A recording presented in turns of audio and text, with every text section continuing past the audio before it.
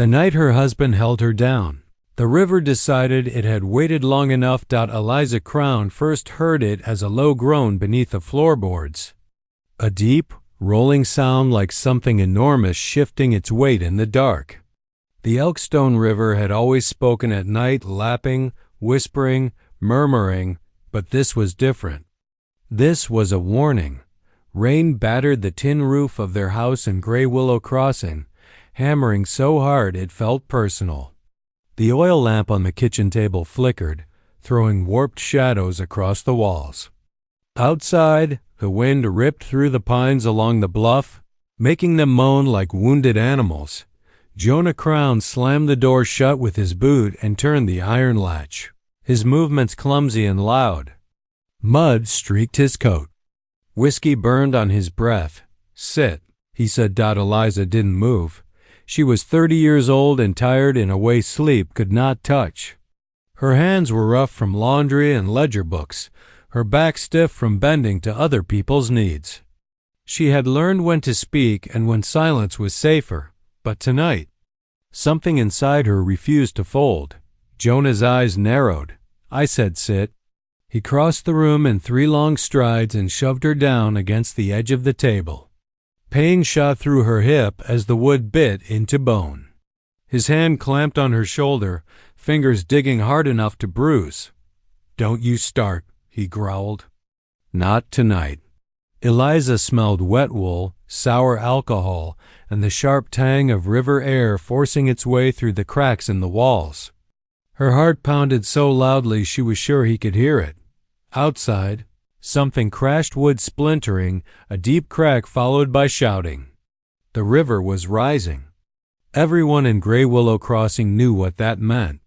Spring rains upriver, swollen snowmelt, a bend in the Elkstone that loved to bite harder than expected. "We need to leave," Eliza said, her voice thin but steady. "Jonah, the river," he laughed, short and ugly. "You always fret. It's water. It stays where it belongs." Another crash sounded, closer this time. Water slapped against the house with a hollow thud. Eliza turned her head toward the window. Dark water licked the sill. Jonah followed her gaze just for a moment. Something flickered across his face, fear, maybe, but it vanished under anger. "You run now," he said, leaning close, breath hot. "You'll be dead by morning. Either from the river or from me." His grip tightened. That was when Eliza knew she would not survive this night by obeying. When Jonah released her shoulder to reach for the rifle mounted above the hearth, she acted. She drove her knee into the table leg with everything she had. The table lurched. The lamp toppled, shattering on the floor, plunging the room into near darkness. Jonah cursed, stumbled. Eliza tore free. She grabbed her coat from the wall hook and yanked open the door. The wind nearly ripped it from her hands. Rain soaked her hair instantly, plastering it to her face. The river met her boots like a living thing. Cold bit hard, stealing her breath as water surged around her ankles, then her calves. She lifted her skirts and ran anyway, mud sucking at her feet, rain blinding her. Graywillow Crossing was coming apart. Lanterns bobbed wildly as people shouted warnings. Horses screamed from flooded stables. Barrels and crates slammed into buildings, carried by the current. A hog floated past, stiff and pale, eyes glassy. Eliza ran toward the edge of town, toward the old rail spur that hadn't seen a train in years. The ground rose there, just enough. She had memorized every inch of this town from years of errands and watching where danger liked to hide. Behind her, Jonah shouted her name. She didn't look back. The switch shack appeared through the rain, a crooked structure of rotting boards and rusted iron, barely standing. Eliza threw herself inside and slammed the door shut as the river surged closer. Water seeping through the cracks. She sagged against the wall, chest heaving, hands shaking so badly she had to press them flat against her thighs to steady them. Then she heard it. Breathing. Not hers. Eliza froze. A soft scrape sounded. followed by the faint click of a lantern being lit. Warm light bloomed, revealing a man standing near the far wall. He was tall, broad in a way that spoke of hard labor rather than show. His coat soaked through, dark hair plastered to his forehead. A scar pulled at the corner of his mouth, giving his expression a permanent edge. "Easy," he said, raising one hand. His voice was calm, steady, as if the river wasn't trying to eat the town outside. "I'm not looking for trouble." Eliza backed against the wall anyway, heart slamming against her ribs. "Then you chose the wrong place." A violent crack echoed as something outside snapped wood. Maybe a piling and water slammed against the shack hard enough to rattle the walls. The man glanced toward the door, then back at her. "Seems trouble's already here."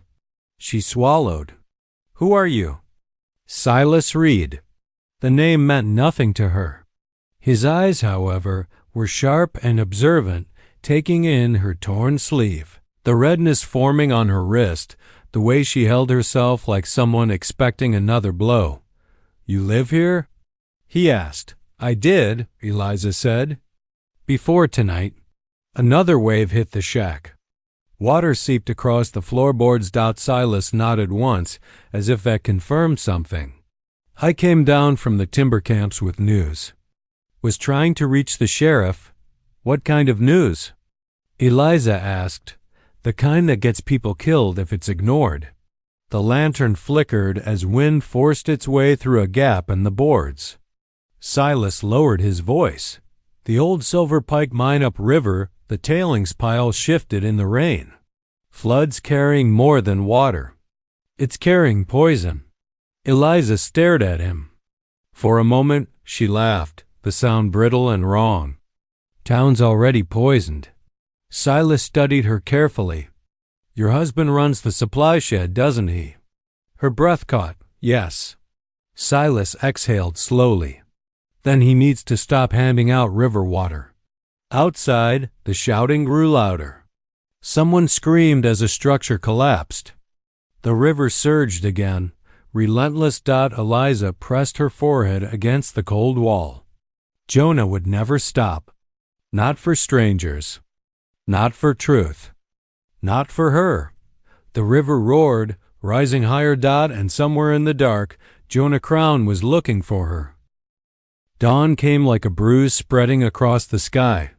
Gray light seeped through the rain clouds, revealing the river's damage with merciless clarity. The Elkstone had retreated just enough to show what it had claimed and what it had broken and left behind. Boards lay twisted like snapped bones. Mud coated everything in a thick, sucking layer that pulled at boots and hope alike. The air smelled wrong, metallic, sour, and heavy, as if the land itself were sick.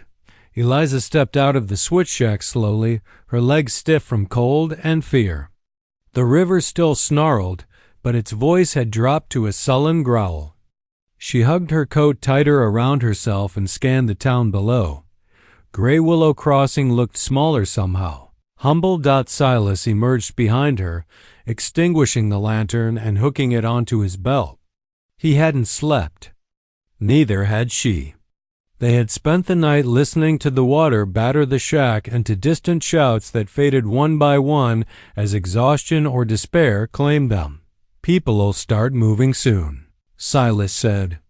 "Once they realize what's still standing." Eliza nodded, though her stomach twisted. Movement meant Jonah. It meant questions she wasn't sure she could answer without her voice shaking apart.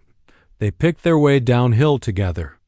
Eliza recognized landmarks only by shape, the curve of a roof, the stump of a cottonwood, everything else disguised by mud and wreckage. A woman sat on a porch step clutching a child wrapped in a quilt, rocking slowly, eyes unfocused.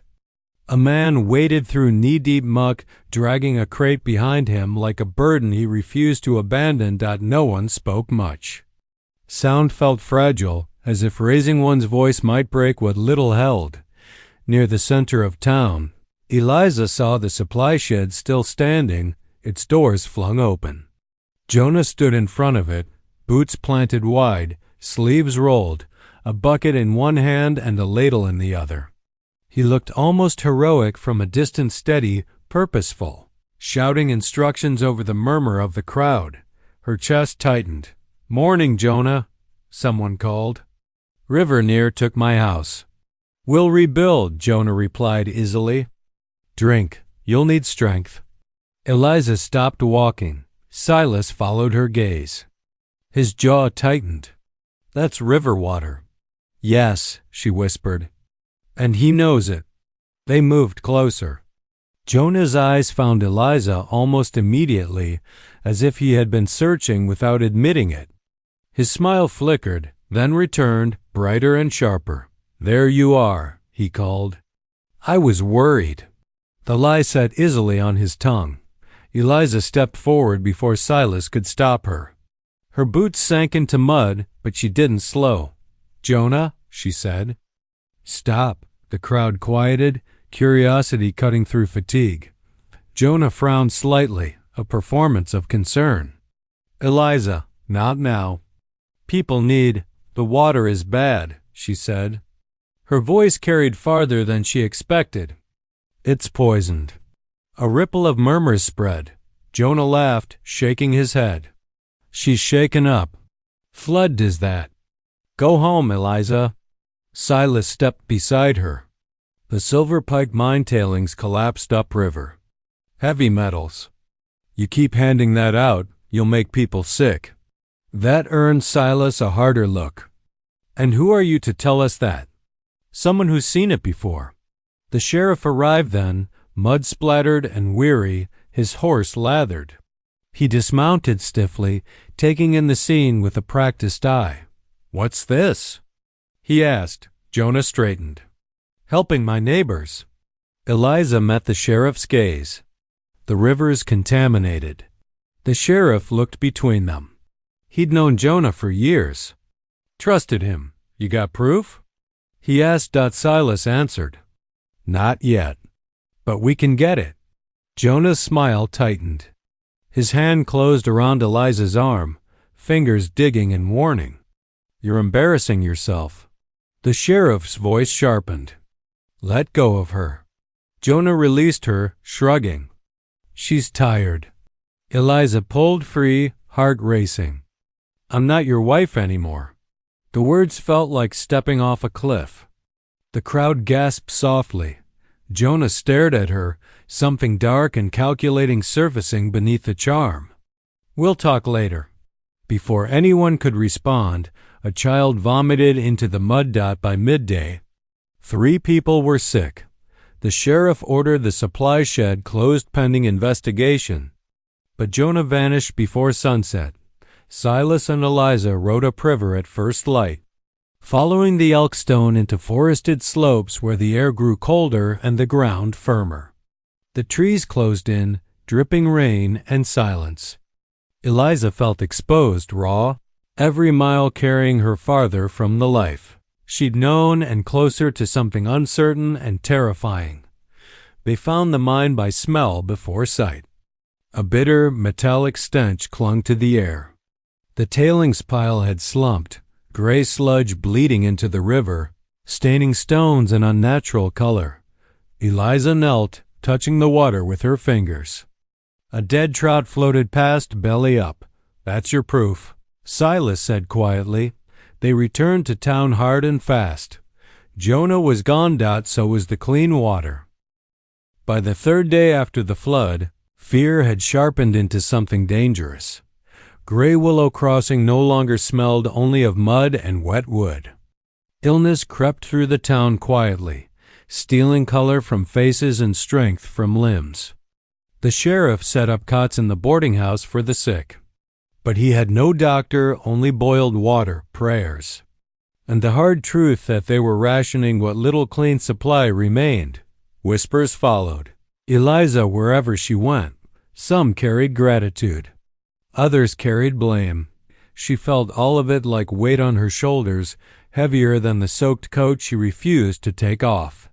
It felt like armor now. Without it, she might collapse. Silas stayed near her, not crowding, not claiming. He helped where he was needed, hauling debris, fixing fences, keeping watch. People noticed. Trust grew slowly like grass after fire. The sheriff called Eliza into the courthouse late that afternoon. Mud still streaked the walls. The American flag hung damp and heavy behind his desk. He planned this, the sheriff said flatly. Jonah didn't just take water. He took barrels, teams, supplies. Enough to last weeks. Eliza nodded. He'll head for the timber roads. The sheriff raised his brows. You're sure? He always goes where the land hides him, she said. Places with men who don't ask questions. Silas stepped forward. There's an abandoned logging camp north of the ridge. Old supply depot.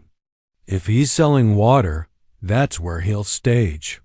The sheriff studied them both for a long moment. I can spare 2 men. Silas shook his head. Too slow. And too loud. Silence stretched. Eliza met the sheriff's gaze.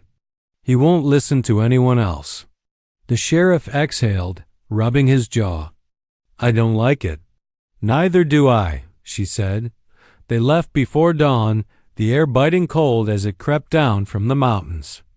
The trail narrowed quickly, winding into dense forest where sunlight struggled to reach the ground. Snow still clung to shaded slopes, crusted and gray. This wasn't the open desert of stories. It was tight, wet, and unforgiving. Sound carried oddly here. A snapped twig could feel like a shout. Eliza rode with her jaw clenched, every muscle taut. Each mile pulled memories loose. Jonah's temper, his laughter afterward, the way he'd always said she made him do it. The forest seemed to listen, absorbing every thought. They found signs by mid-morning. Wagon tracks. A broken barrel hoop. Fresh dung from mules. Silas slowed, signaling her to stop. He's close. They dismounted and moved on foot, boots sinking into soft earth. Smoke curled faintly through the trees ahead. The logging camp crouched in a clearing like a forgotten wound. Half-collapsed cabins leaned into one another. Rusted saws hung abandoned. A long shed stood intact, doors open. Jonah was there. He was loading barrels onto a mule team, movements quick and practiced. 2 men stood nearby, rough-looking, watching the woods. Eliza's breath caught. Silas raised his rifle, steady as stone. Jonah Crowne. Step away. Jonah turned slowly. His eyes locked onto Eliza first. Surprise flickered, then amusement. Always did have a way of following me, he said. Thought you'd had enough. Enough of you, Eliza replied. Silas stepped fully into view. You're done. Jonah laughed, sharp and loud in the quiet woods. You think you can stop me? One of the men shifted nervously. Those barrels are stolen, Silas said. And that water will kill people. Jonah shrugged. People pay for what they need. He moved suddenly, lunging for the nearest mule. Silas fired. The shot cracked through the trees, splintering wood inches from Jonah's head. The mule screamed, bolted, dragging barrels behind it into the forest. Chaos erupted. One of the men ran. The other raised a pistol and fired wildly. Silas returned fire, forcing him down. Jonah charged Eliza. She barely had time to react. His weight slammed into her, driving her into the mud. His forearm pressed across her chest, pinning her, breath crushing from her lungs. Mine, he hissed, rainwater dripping from his beard. You don't leave. The world narrowed to pressure and pain and the memory of every time she had frozen before. This time, she didn't, single quotes T. Eliza drove her knee up hard. Jonah grunted, grip loosening just enough. Her hand closed around something solid, an axe handle lying in the mud. She swung without thinking. Wood cracked against bone. Jonah collapsed, stunned, gasping. Silas hauled him off her, twisting Jonah's arms behind his back and binding them with rope. Jonah cursed, thrashed, then laughed weakly. You think this ends me? He spat. You think they'll thank you? Eliza stood slowly, mud-streaked, shaking from head to toe. I don't care. The sheriff arrived hours later with his men. Jonah was taken away without ceremony, his voice fading into the trees.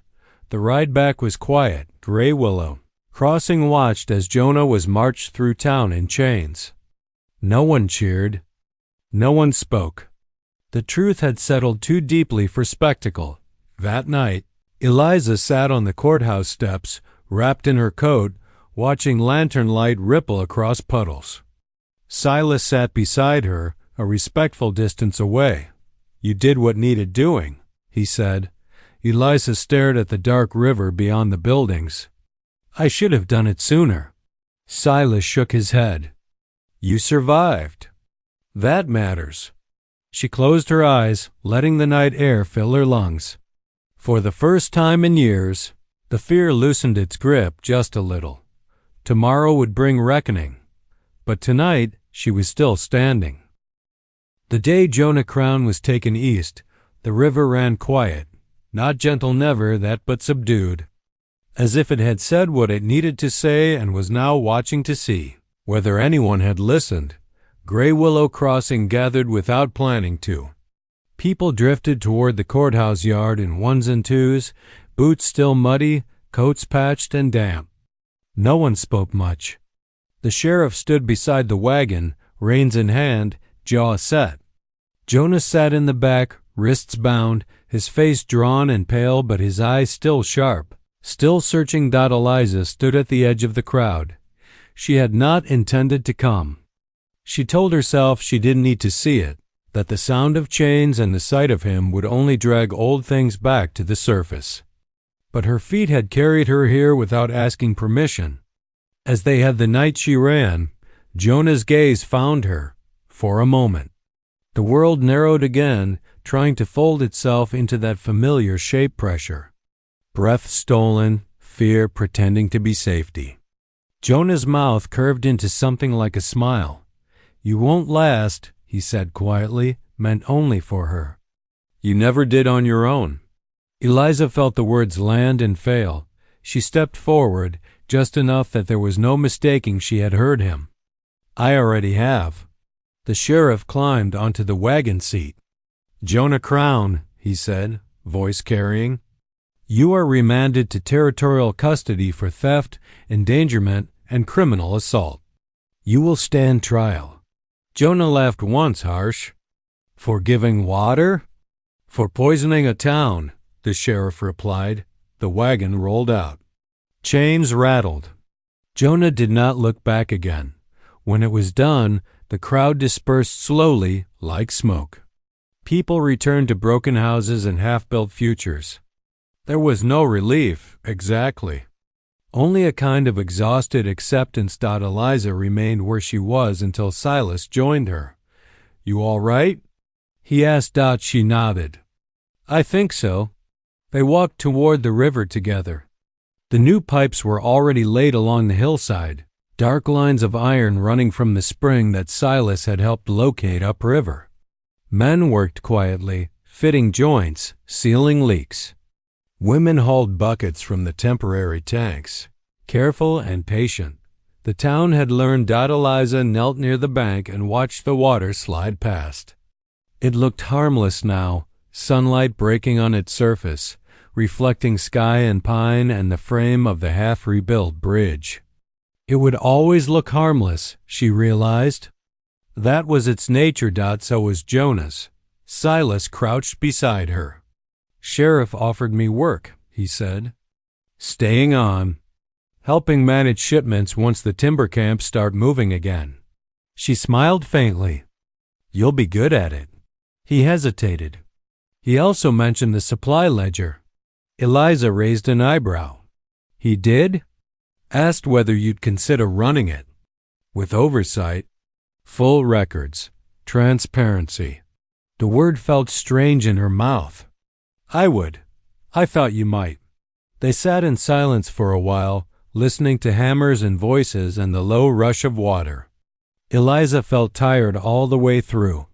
but it was a clean tired, earned and honest. That night, she slept without dreams for the first time in years.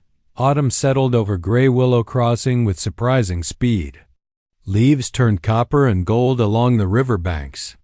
Frost crept into mornings. Smoke rose straight from chimneys now, steady and sure. Eliza took over the ledger room in the courthouse, scrubbing Jonah's fingerprints from the desk in small, deliberate motions. She learned the rhythm of numbers and names, of inventory and need. She learned how power shifted not in loud moments, but in quiet ones who signed what, who watched, who asked questions. Some people avoided her at first. Others sought her out. One afternoon, a woman Eliza barely knew stood in the doorway, twisting her hands. "I should have said something," she murmured. "Before." Eliza closed the ledger. "We all should have." The woman nodded, tears in her eyes, and left lighter than she'd come. Silas worked the docks and roads, coordinating with timber crews and freighters once the river was deemed safe again. He came by in the evening sometimes, never assuming, always asking. They spoke about ordinary things, weather, repairs, the stubbornness of mules. Slowly, trust rooted itself where fear had lived. The sheriff stopped by often, sometimes with questions, sometimes with news from the east. Jonah's trial date, the charges, the likelihood of conviction. "He'll be put away a long while," the sheriff said one evening, leaning against the doorway.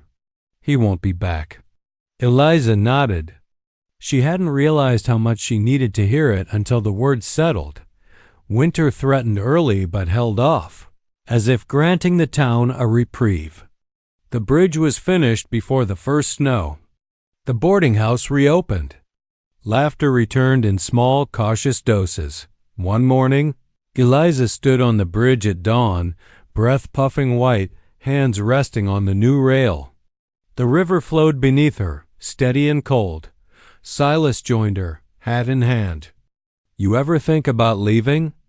She considered it. "Sometimes. Anywhere in mind?"